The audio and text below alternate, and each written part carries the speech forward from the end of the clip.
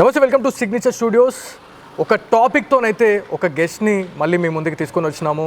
So మనతో ఉన్న guest వచ్చేసి నిజామాబాద్ జిల్లా బీజేపీ నాయకులు, దాంతోపాటు హిందూ దేవాలయాల పరిరక్షకులుగా మనం చెప్పుకుంటూ ఉంటాం.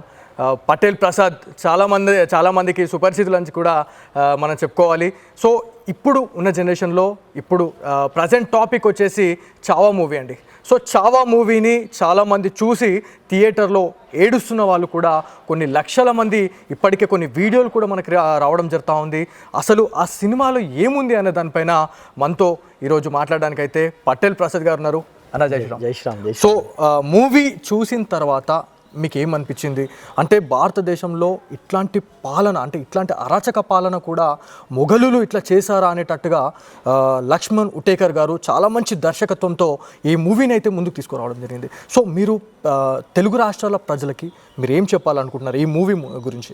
ఫస్ట్గా లక్ష్మణ్ ఉటేకర్ డైరెక్టర్ గారికి, విక్కీ కౌశల్ గారికి, రష్మిక మందన గారికి హృదయపూర్వక ధన్యవాదాలు తెలియజేస్తున్నాం. ఎందుకంటే ఇప్పుడున్న ఈ భారతదేశంలో ఇట్లాంటి సినిమాను పరిచయం చేయడం చాలా అదృష్టం. ఎందుకంటే గతంలో సినిమాలు చూసినాం, గత చరిత్రను చూసినాం.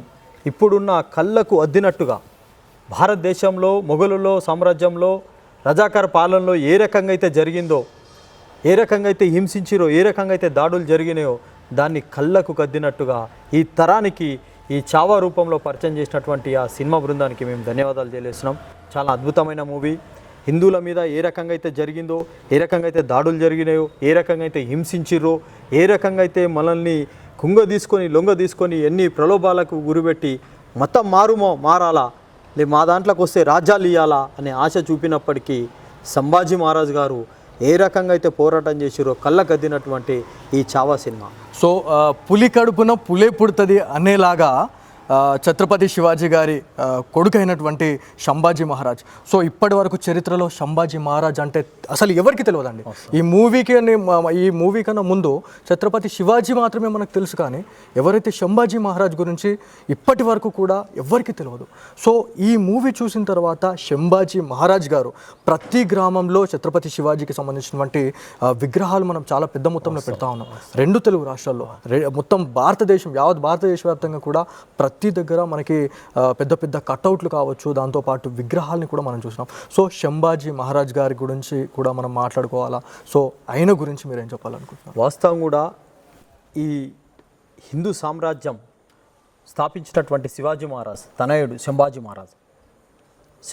మహారాజు యుద్ధ తరిక చూస్తే సంభాజీ మహారాజు హిందూ సామ్రాజ్యం కోసం అనేక రకాలుగా పాటుపడినటువంటి వ్యక్తి.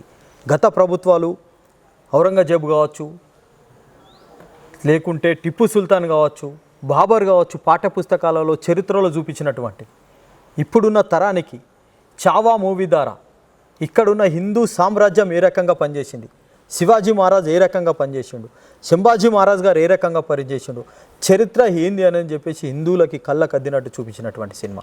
వాస్తవం కూడా ఇక్కడ ఎన్నో వందల ఏండ్ల చరిత్ర పాఠ్యపుస్తకాలలో వాళ్ళను చూపించడమే కాక ఇప్పుడు లేదు. ఇప్పుడు మనం కోరుతున్నది ఏంటంటే ఈ తరానికి ప్రతి పాఠ్యపుస్తకాలలో కూడా మన హిందువుల కోసం పోరాడినటువంటి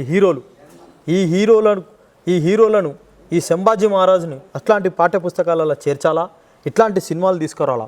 ఉదాహరణకి కాశ్మీర్ ఫైల్ కావచ్చు, తర్వాత ద కేరళ కావచ్చు, ఊరి కావచ్చు, ఈ సినిమా శివ ఇట్లాంటి చావా సినిమాలు, ఇట్లాంటి సినిమాలు యువతరానికి ఈ తరానికి పరిచయం చేస్తే ఎంతోమంది మన ఈ ధర్మం కోసం పోరాటం చేసిన రాణా ప్రతాప్ కావచ్చు, చంద్రశేఖర్ ఆజాద్ కావచ్చు, ఇట్లా అనేకమైన వాళ్ళు ఉన్నారు. వీళ్ళ సినిమాల్ని తీసుకొస్తే ఇంకా బాగుంటుంది, అద్భుతం ఉంటుంది అని చెప్పి మేము చెప్పడం జరుగుతుంది. సో మీరు అన్నట్టు యాక్చువల్లీ నా నెక్స్ట్ క్వశ్చన్ కూడా అదే ఉండే. ఇప్పటి వరకు కూడా ఛత్రపతి శివాజీ గారి గురించి కావచ్చు, ఛత్రపతి సంభాజీ గారి గురించి మనం పాఠ్యపుస్తకాల్లో చదువుకోలేమంటే నిజంగా ఇవాళ బాధేస్తుంది మాకైతే. మా యువతరానికి కావచ్చు, ఇప్పుడు రానున్న యువతకు ఖచ్చితంగా ఇట్లాంటి లెసన్స్ అనేది మనం చూపించాల్సిందే. సో స్టేట్ గవర్నమెంట్కి కావచ్చు, సెంట్రల్ గవర్నమెంట్కి ఇట్లాంటి ఈ మూవీ గురించి ప్రధాని మోడీ గారు కూడా ట్వీట్ చేయడం జరిగింది. అద్భుతంగా మూవీ చిత్రీకరించారు అని చెప్పేసి కూడా చెప్పడం జరిగింది. సో మీరు ఏం చెప్పాలనుకుంటున్నాం? మేము ఒకటే చెప్తున్నాం, మనము గతంలో ఇట్లాంటి సినిమాలు ఎక్కడ చూడలే. ఈ తరానికి ఏం జరిగిందో తెలియని పరిస్థితి చరిత్ర. శివాజీ మహారాజు గురించి ఈరోజు ప్రతి గ్రామంలో కూడా విగ్రహాలు విగ్రహాలు ఎందుకు పెట్టుకుంటాం? వారి చరిత్ర, వాళ్ళ స్థితిగతులు ఏ రకంగా ఈ సమాజానికి ఆదర్శంగా ఉన్నారో ఆ ఆదర్శం తెలియడానికి కోసం శివాజీ విగ్రహాలు పెట్టుకుంటే ఈరోజు మన విగ్రహాలకు పర్మిషన్ కావాలని అడుగుతారు. ఈరోజు సంభాజీ మహారాజుకు సంబంధించిన అంశాలని కూడా ఏ రకంగా పాఠ్యపుస్తకాలలో చేర్చి వాళ్ళ చరిత్రను కింది వరకు తెలిసి చేయాలని చెప్పేసి మేము ప్రధానంగా చెప్తున్నాము. చాలా అద్భుతమైన సినిమా.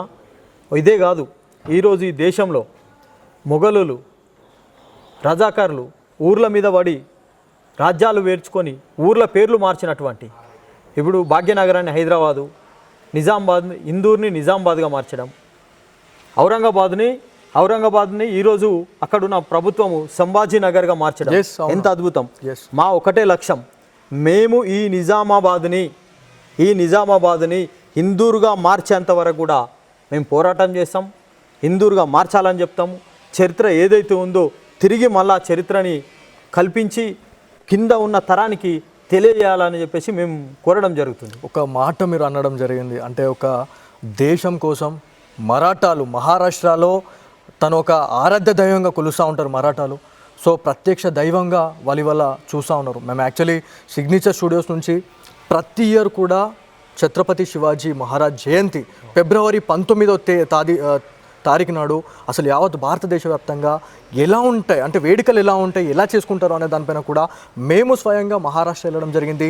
త్రయంబకేశ్వర్లో 2 సార్లు కూడా ఛత్రపతి శివాజీ మహారాజ్ గారు అక్కడికి వచ్చి యుద్ధానికి వెళ్ళే టైంలో అక్కడికి వచ్చి స్వామివారిని దర్శించుకొని వెళ్ళేవాళ్ళు అని చెప్పేసి అన్న తర్వాత మేము కూడా వెళ్ళాం.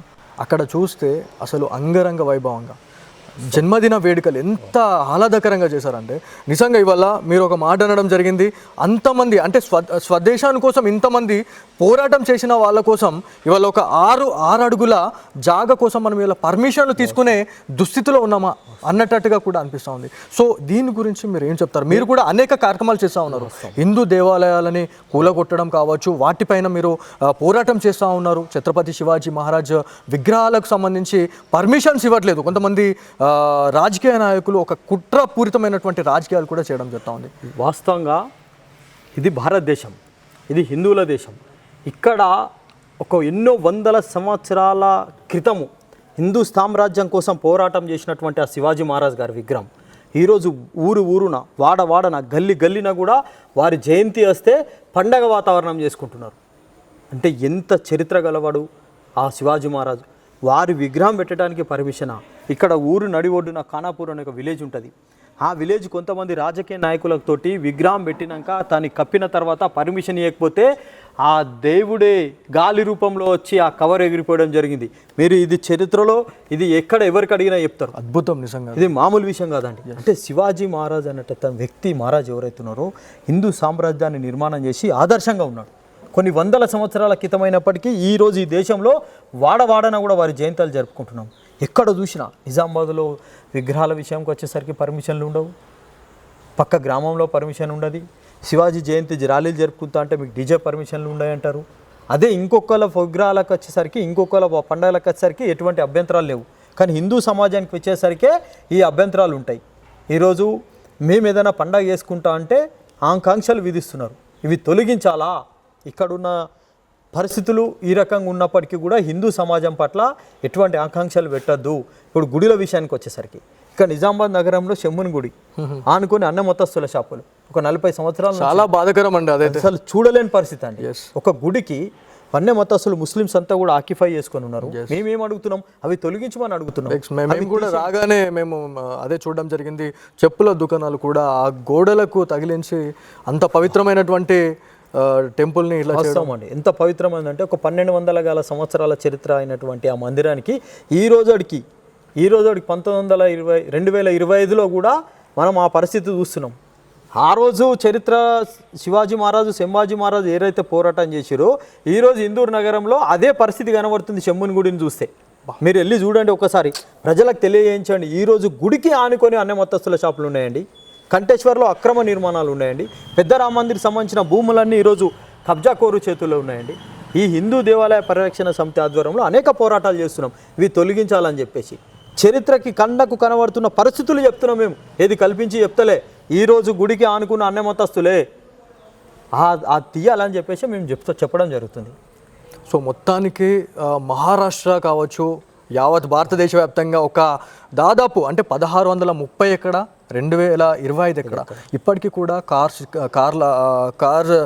కార్ల పైన కావచ్చు, బైక్ల పైన ఛత్రపతి శివాజీ మహారాజ్ ఏవైతే మనకి స్టిక్కర్స్ కనిపిస్తూ ఉంటాయి.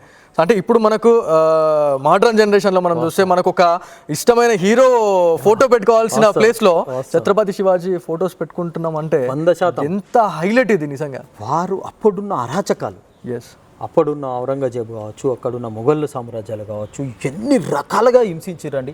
16 సంవత్సరాలనే శివాజీ మహారాజు యుద్ధాలు చేసి కోటలు జయించినటువంటి వ్యక్తి. చరిత్ర చెప్పుకుంటే మామూలుగా లేదు. ఆ రోజే శివాజీ మహారాజు లేకపోతే ఇక్కడున్న భారతదేశంలో ప్రతి ఒక్కరిది కూడా సున్నితై ఉండేది.